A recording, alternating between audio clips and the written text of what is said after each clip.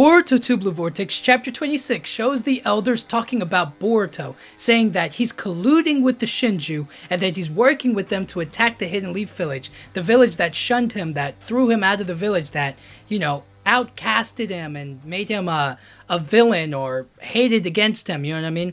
Now, this is a false narrative that the elders make up because they don't have all the information, they don't have all the facts, and because they're not really willing to listen to Boruto or hear him out. They just want to kill him because he's an enemy of the Hidden Leaf Village, because he attacked Kawaki, he attacked the 7th Hokage, and they don't know where he is. They are just making a bunch of narratives that just don't fit.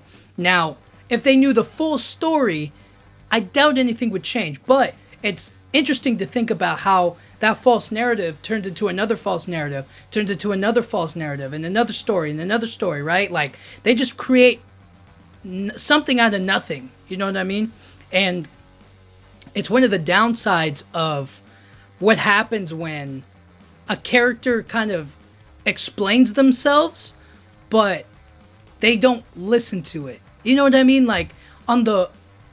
They were there, they were in on the call or on the mind transmission jutsu when Boruto said that Naruto and Hinata are safe. He was there when he said he doesn't think any of them are enemies, or he doesn't treat any of them as enemies. And he was also there when he said that he would share information as much as he could whenever he wanted to.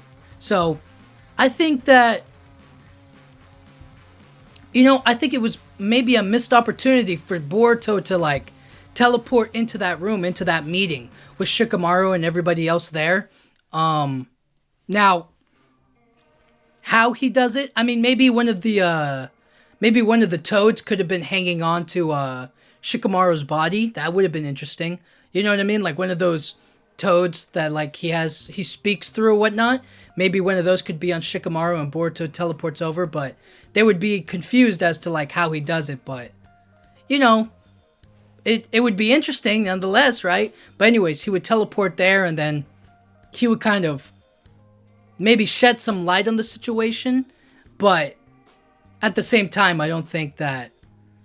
I guess that wouldn't have been a good move, because then the elders would have called other people to stop him or to hurt him and whatnot. And then Shikamaru would have to defend him, and then he would have to prove that he's working with Boruto and stuff like that. So, I don't know, it's just kind of... I feel like there was an opportunity for it, but they've already been there, done that during the interrogation, haven't they? But anyways, the point I'm trying to make here is that the elders are running with a false narrative. And now they have an idea, or they've created this story as to Boruto's intentions and what he's actually doing behind the scenes and who he's working with and cooperating with. And then there's the real story that we know. But as the story continues on, we're going to see the elders try to Boruto is the bad guy. Boruto is going to, Boruto did this, or Boruto can't be trusted. And it's all going to spiral down into Boruto getting taken over by Momoshiki and then destroying the village. And it'll just prove the elders right. So it just feels like this false narrative is going to roll down a path that's going to go exactly where they've always been at the beginning, which is he needs to die, we need to kill him, we need to do this, we need to do that. And it's going to become a moment when the elders are able to make other people like Shikamaru or Konohamaru see that he's not a good guy, or he's not the ally that he maybe claims to be, you know what I mean? Even though he helped them in the mission, even though he fought Code off, even though he was really trying to help the Hidden Leaf Village, it doesn't mean anything when he actually, when consequences pop up and it's his fault. So, I don't know. I just think it's going to be one of those moments where we see that, the elders are just going to be confirmed in their false narrative before they get any glimpse or any kind of real